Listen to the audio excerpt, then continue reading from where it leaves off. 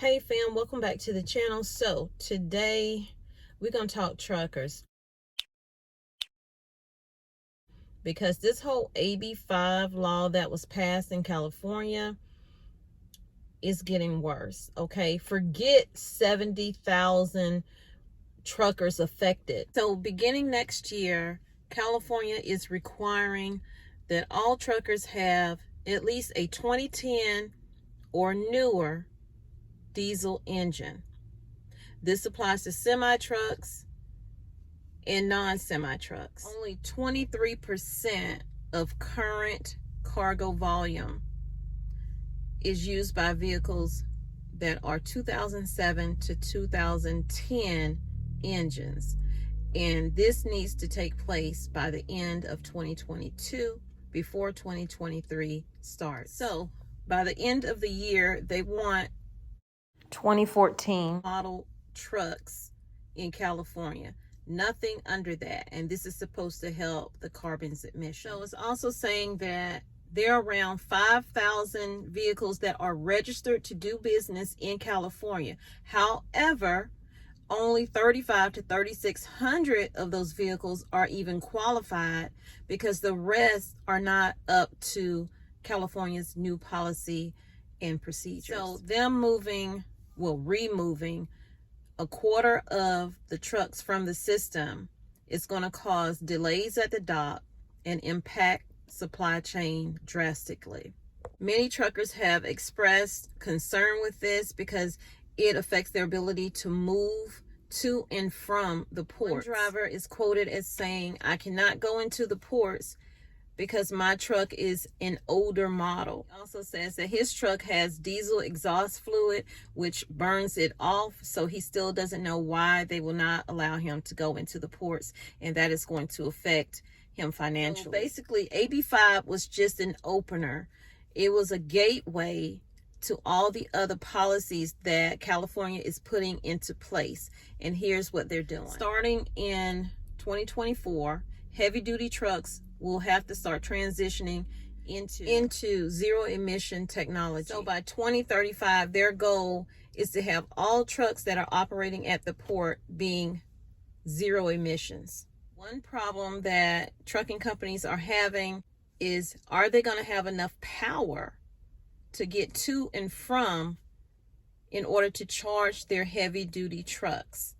Because right now they don't have an excess of charging stations out there. So will the trucker run out of fuel before they make it back to their home base?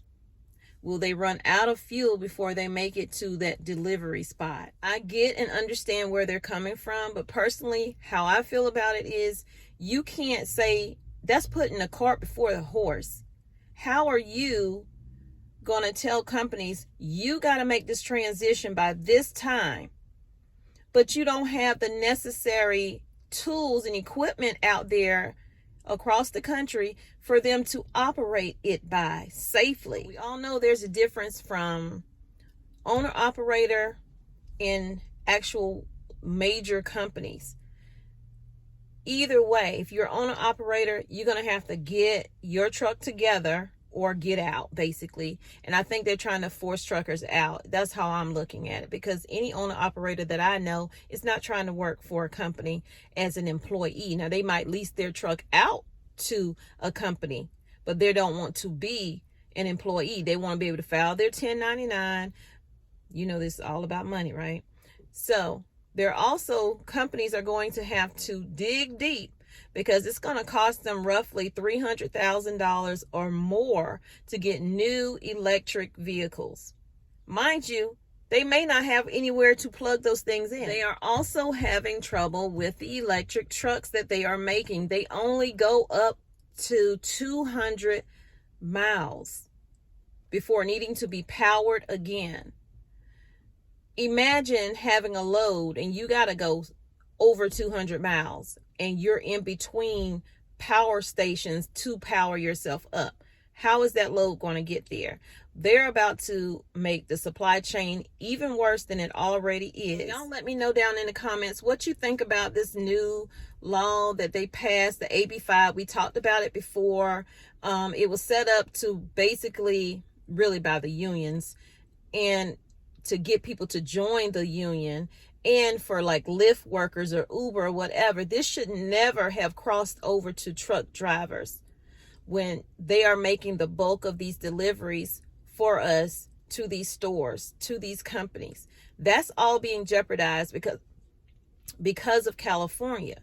Now, if this works in California or semi works in California, you best to believe other states are paying attention, and they're going to create that same law in their state. And this could go nationwide. If that happens, you can forget things going back to normal.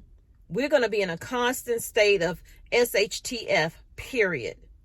Let me know in the comments what you think, why they're doing it. Do you think it's just for money?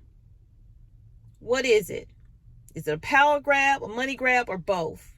On the West Coast, Assembly Bill 5, also known as the gig worker law, took effect last month, and it requires independent contractors to be classified as full-time employees by the companies that hire them. The trucking industry is really unsure how California's Assembly Bill AB 5, also known as the gig worker law, will really roll out and how this enforcement will really take place. The law took effect, like you said, last month after the U.S. Supreme Court decided to really decline the case from California's Trucking Association. So because of that refusal, that allowed the law to really roll through and move forward, which really sparked a lot of those protests that we saw at the Port of Oakland. AB 5 requires, like you said, independent contractors to be classified as full-time employees by the companies that hire them. About 70,000 truck drivers will be impacted by this classification, according to the CEO of Harbor Trucking Association. And not only that, but supporters of the law, including union workers who I've spoken with, say that this is actually a benefit because it'll allow workers for those fair wages as well as for them to have insurance. Now, those that oppose it, they really argue that the change will really squeeze them out of the market, and even many of these freelancers will be out of a job. And so many trucking companies, especially the out-of-state ones, have no longer decided to do business in California because of this new law. And not only that, other fleets are looking to relocate to other states that are truck friendly, like Texas, and some might even leave the industry in total.